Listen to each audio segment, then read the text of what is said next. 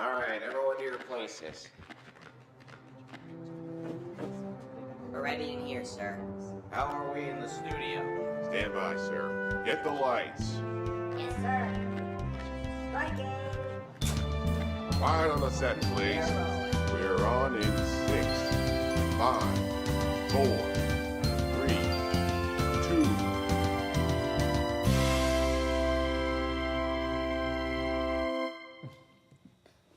Hello, greetings everyone. Don't be afraid, it's just us, the folks here at the Arlington Weekly News. I'm Craig Nolan. Thanks for joining us. Welcome back, Craig. On assignment, right? Thank you. Welcome back. And I'm Daniel Pinedo.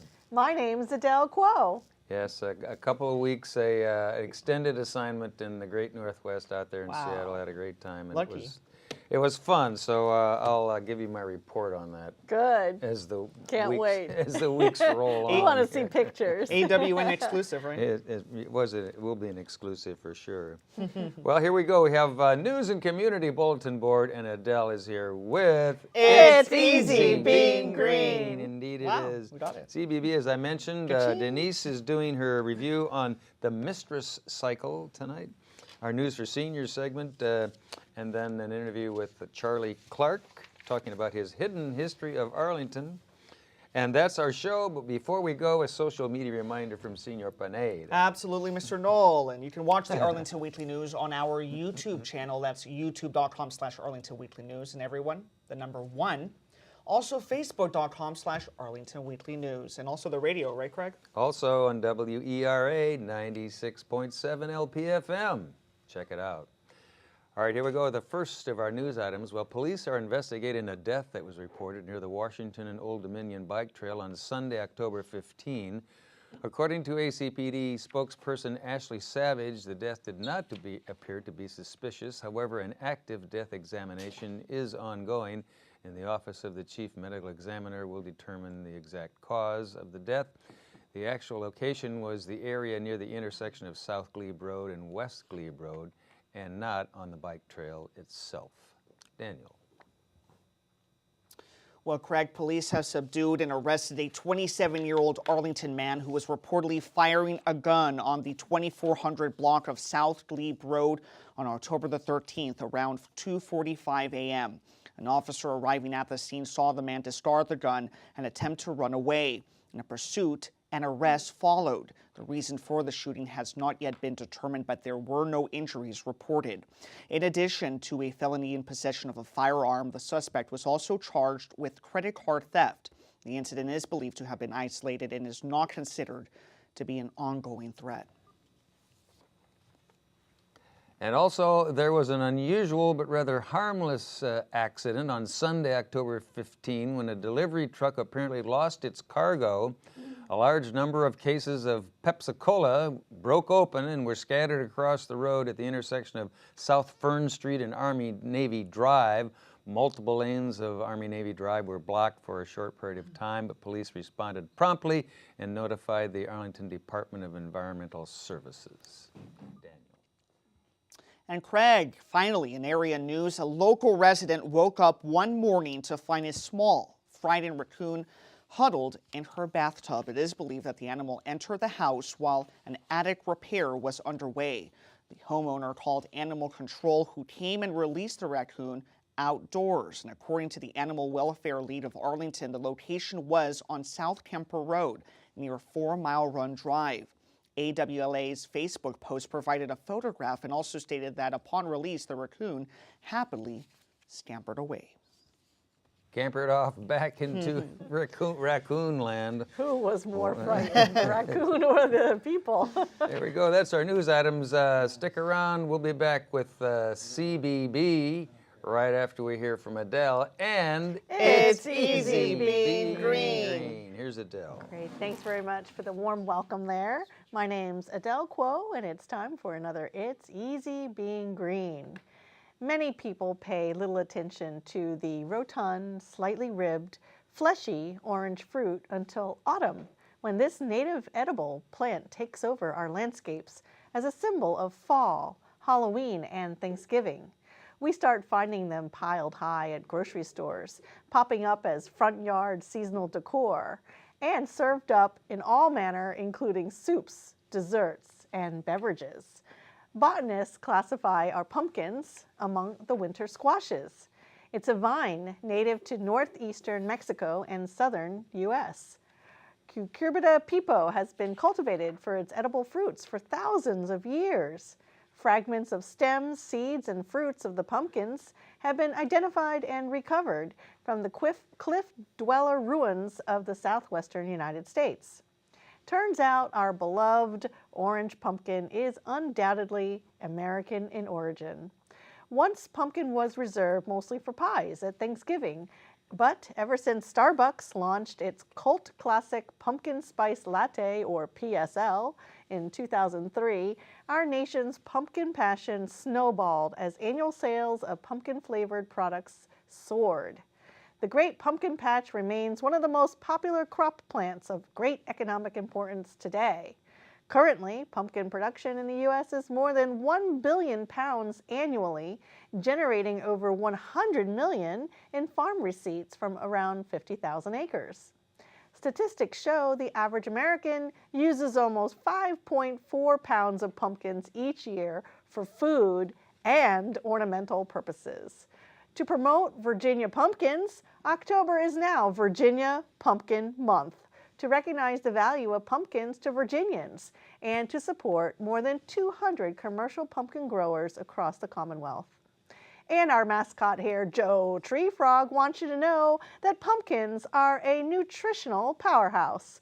So skip the sweetened canned pumpkin pie mix. It typically contains lots of added sugars and syrups.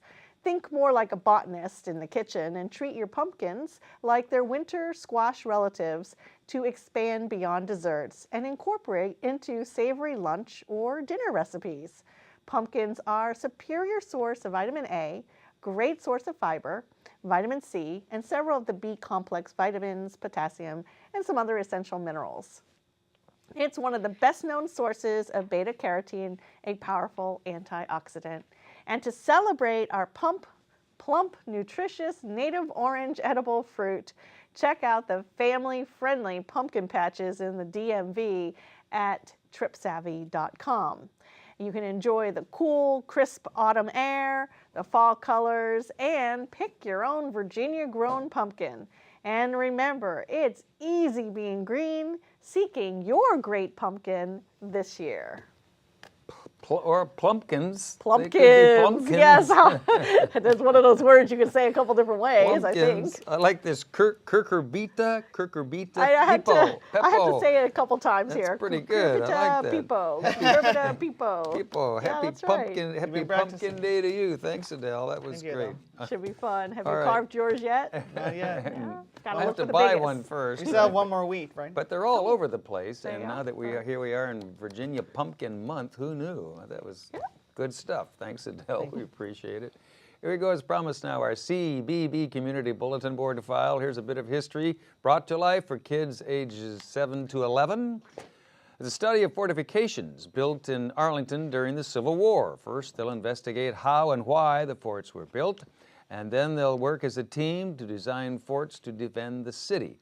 Registration is $5, nominal fee, and it takes place on Wednesday, October 25, from 4 to 5 in the afternoon at Fort C.F. Smith Park.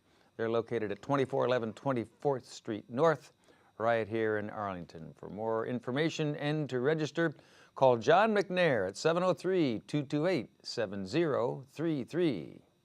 However, it will not be necessary to have an actual Civil War since that one's already been done. Daniel. Thank you, Craig, for that one. Well, Craig, for those kids who enjoyed the previous survival skill presentation about navigating, there's another event coming up. Shelter building. Kids between the ages of 8 and 13 can learn how and where to build temporary shelters to keep them warm and dry. They'll find out about choosing support branches, sealing drafts, and finding insulating materials. The registration is required and the cost is $7. It will take place on Friday, October the 27th from 3 to 4:30 p.m. at Long Branch Nature Center. That's at Glen Carlin Park, which is located at 625 South Carlin Springs Road, of course, in Arlington, Virginia. For more information or to register, give them a call at 703-228-6535. And Daniel, also on our CBB file, here's an event for the whole family, a nocturnal nature campfire. It's an engaging program featuring activities like stories, animal guests, games, songs, and even s'mores. What would a campfire be without s'mores? It'll be held Friday, October 27, 6 to 7 p.m. at Gulf Branch Nature Center and Park. They're located at 3608 North Military Road in Arlington. Registration is required, and there is a $5 cost. Children must come with a registered adult. For more information, give them a call at 703-228-4747. Daniel. Fred, that's a steal, $5. $5. Not Can't free, beat it. but at least $5, Can't beat right? it. And s'mores, too. Holy cow. Can't beat it, right, Craig? Can't beat it. Well, Craig, here's something for the bigger kids and adults, the Champion Trees Bike Ride. It's a leisurely ride over mostly level paved pathways with stops along the way at points of natural and environmental interest. In this case, BYOB means build your own bike along the water, snacks, and or repair kit. The event is free, but registration, of course, is required. It will take place on Saturday, October the 28th from 9 a.m. till noon. That's at Barcroft Park, which is located at 4200 South 4 Mile Run Drive in Arlington, Virginia. For more information or to register, call Vincent Verweij at 703-228-2863. We'll be back with our News for Seniors segment right after we hear from Denise and her review. Here's Denise. Creative Cauldron in Falls Church begins its 9th season, one dedicated to women's stories, with the Mistress Cycle, a song cycle by Beth Blatt and Jenny Gearing that interweaves the stories of 5 mistresses through the ages. 3 are historical figures. Anais Nin is known for writing 20th century female erotica. Lulu White ran a brothel in the New Orleans Storyville district, and Diane de Poitiers was the mistress of King Henry II in 16th century France. Modern-day Manhattan photographer Tess and Qing, the 12th century Chinese concubine, are composite characters. Talented director Matt Connor has directed 5 stunning actresses in their mission to show the innermost thoughts of these often vilified and spurned women. Iona Blake, Julia Capizzi, Erica Clare, Abby Middleton, and Justine Icy Morale share the heartbreaking backstories for these mistresses. Young and powerless Qing is sold into the life of a concubine by her 4 parents. Lulu White was forced into the sex trade as a young teen. Anais Nin had an incestuous relationship with her father.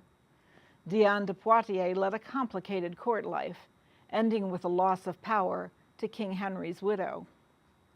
The story of Tess remains unfinished. She's a modern girl, focused on her career, who finds it difficult to find the relationship she might prefer, and thus has become the other woman. Each of these women has solo and ensemble singing opportunities to convince the audience to understand and empathize with their characters, rather than simply judging or branding them. The songs are beautifully arranged and sung, and offer nuanced and humanized depictions of each mistress. The historical characters are also remembered as independent and successful, while the stories of Tess and Qing may fade into collective memories of women whose circumstances never enable them to find a more fulfilling personal relationship. The creative team at Creative Cauldron has supported this cast stylishly. Musical director Piero Bonamico provides a superb piano accompaniment for the singers. Scenic and costume designer Marge Jervis have provided them with a simple, dark stage setting and fashionable and appropriate costumes to define their characters. Lynn Jocelyn contributes lighting design to enhance the reflective performances.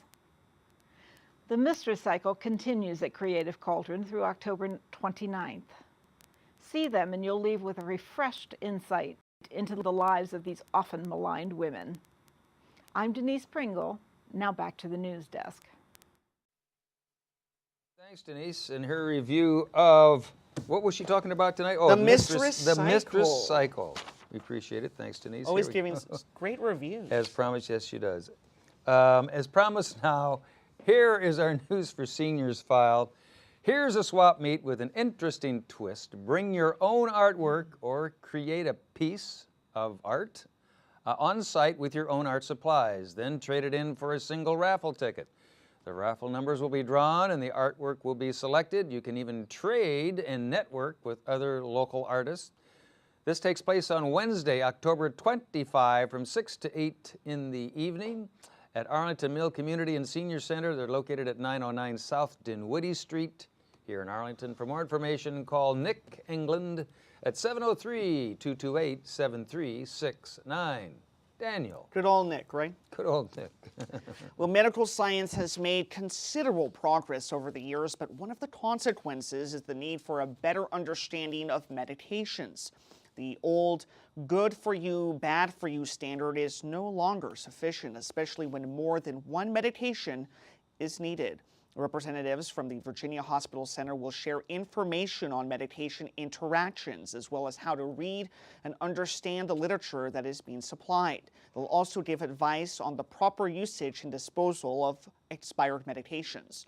The program will take place on Thursday, October the 26th, from 10 to 11:30 a.m. That's at the Walter Reed Community and Senior Center and Park, 2909 16th Street, South Arlington, Virginia. For more information, call Leanne Canute at 703-228-0955. And also in our News for Seniors file, here's a chance to watch the Sultana dance troupe as they glide through space in colorful costumes. After the performance, you'll be able to learn some basic dance moves from the ancient art movement dance technique. Refreshments will also be provided. This event is free, you can't beat that, but registration is required. It takes place on Friday, October 27 from 11 till noon at Walter Reed Community Senior Center and Park.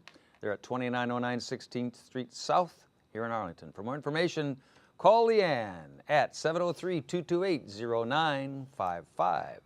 Daniel. Well, Craig, let's make a difference. Saturday, October the 28th is Make a Difference Day. Some people associate this event with student participation in the community, but that's only partly true. Although students from local schools will be coming to help with gardening, adult and senior participation is another needed component. Let the kids know that you appreciate and support their efforts. The time runs from 9 to 11 a.m. That's at the Walter Reed Community and Senior Center and Park, located at 2909 16th Street South in Arlington, Virginia. For more information, call Leanne Canute. That's at 703-228-0955.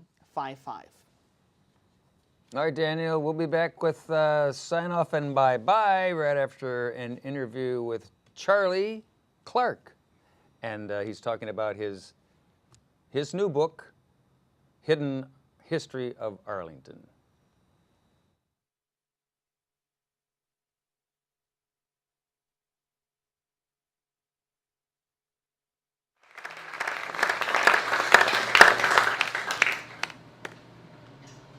So pleased everybody came. I have a few comments that I prepared, and then I thought I would read one little selection, and then we'll have a nice give and take conversation. And we'll go on to about 4 in the morning. So maybe some of you have noticed that Arlington Public Schools currently have a video series based on the historic signs around Arlington. There's about over 80 of these signs, and I use them a whole lot in my research. Most people don't pull over and read them, I guess, but in a recent column I wrote about one of the signs on Wilson Boulevard near Bluemont Park that got smacked by a car and it bent, slanted, and I use it as a column on how I thought the content of the sign was also slanting. Talked about the Confederate outpost on the hill where Rutherford B. Hayes was the commander, Upton Hill, Regional Park, that hill where they had the what they called the Quaker cannon, the fake cannon that the Confederates had to fool the Union troops with their binoculars in the distance. So there's a whole lot of history there during the Civil War, about 4 years of which it was occupied by the Union, and 3 months during which it was occupied by the Confederates. So I thought they ought to rename that. My book is a collection of columns with enhanced new introduction, 70 photos I added.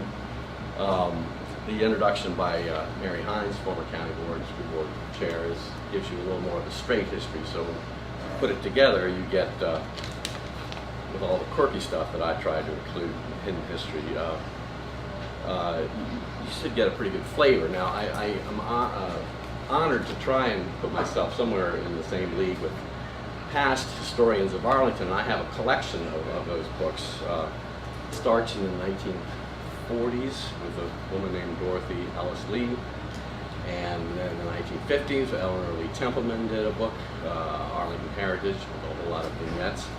And then in the 60s, there's a little pamphlet, and Edward Montague, I think, wrote that.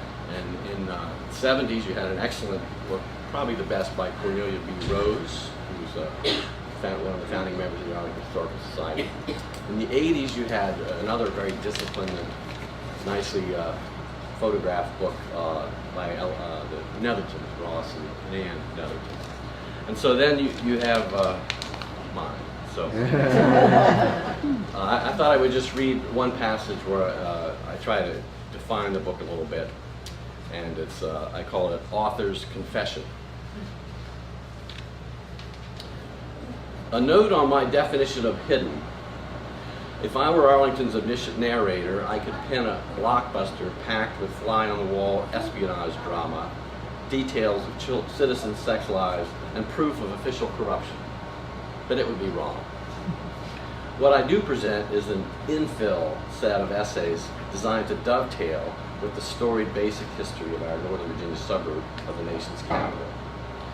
Now, in producing my weekly Our Man in Arlington column for the Falls Church News Press, I come across many juicy factoids that leap out as being not literally hidden, but little known. So to find the tidbits, I sometimes had to dig. I wouldn't have found them at all in the text of the 80 historical signs that dot our streets and landmarks.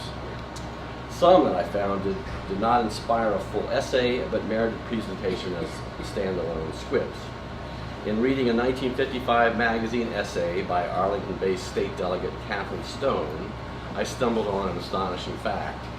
When the new Wakefield school, combining junior and senior high students, scheduled a PTA meeting in 1954, 2,000 parents showed up. Some finds were personal.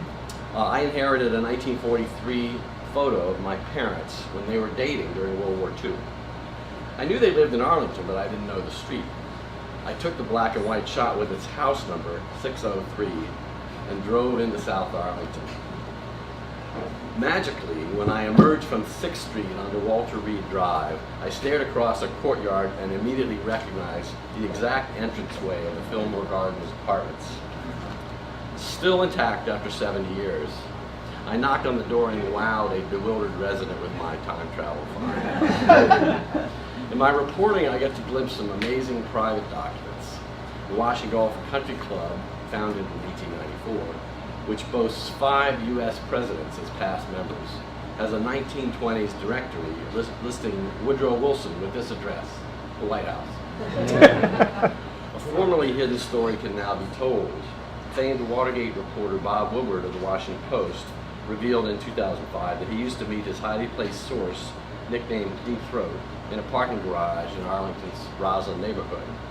Residents demanded that a historic plaque be erected on the site, and this was accomplished in 2011. The garage, however, is slated to be torn down to make way for an apartment building. Still, the developer, Monday Properties, is preserving the historic sign on the sidewalk on North Nash Street. The global Marriott chain likes to report that its first motor hotel was in Arlington. The Twin Bridges Marriott was built in 1957 near the 14th Street Bridge and the George Washington Memorial Parkway. It was torn down in 1990. But baby boomer rock fans recall it as the site where Little Feat guitarist Lowell George met his end in 1979 from a heart attack. Last but not least, fewer and fewer Arlington old-timers recall a time when teenagers, after getting their driver's license, ventured over to Speed Hill. It's still there, hidden off of Nellie Cuss's Drive and hugging the Potomac along the 2700 block of North Quebec Street. Many a rookie driver as far back as the 60s tested his parents' speedometer on what was reputed to be the steepest hill in Arlington. I recall that at one point the worried authorities made it a one-way thoroughfare going up. Today it's a two-way street lined by beautiful upscale homes, the inhabitants of which I was recently told call it Death Hill. May all who experience it and all who read these essays travel Arlington safely.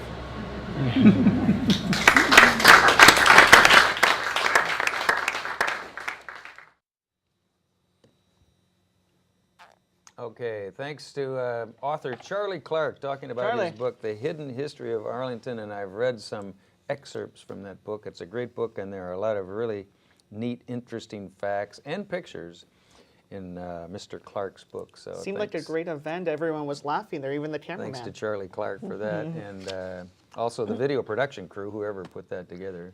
We thank you for that. And so first week back here from a couple of weeks off in Seattle in the great Northwest out there was wonderful. So I'm a little rusty tonight. The weather was nice? A couple of boo-boos, but we got through it. The weather was fantastic. It rained a day or two after we got there. Nice weather, and then the day we left, it was raining. So but you can't beat Arlington, right? In between, we had great weather, and it was really fun. So I'll have to get some pictures. Yeah, we want to see pictures. We'll come back. Yeah. Sure, you got some pics. Did anyone miss me? I don't know. We missed you, nobody yeah. knew I Of was course. gone. But that's our show. So anything else to add? We're coming up on Pumpkin Day here That's pretty right. soon. Here. Next week. And now in National Pumpkin Month in Virginia. Isn't that great? In Virginia, that's pretty cool. And next week we're going to have our special, our we have our Halloween special. extravaganza yeah, better stay tuned for coming that. up here, and that's stick around, stay tuned for that. And that's our show for this week, our pre-Halloween show. So thank you for watching. Next week we'll give it another roll. If you're there, we'll be here. Have a safe week. Take care. Bye-bye.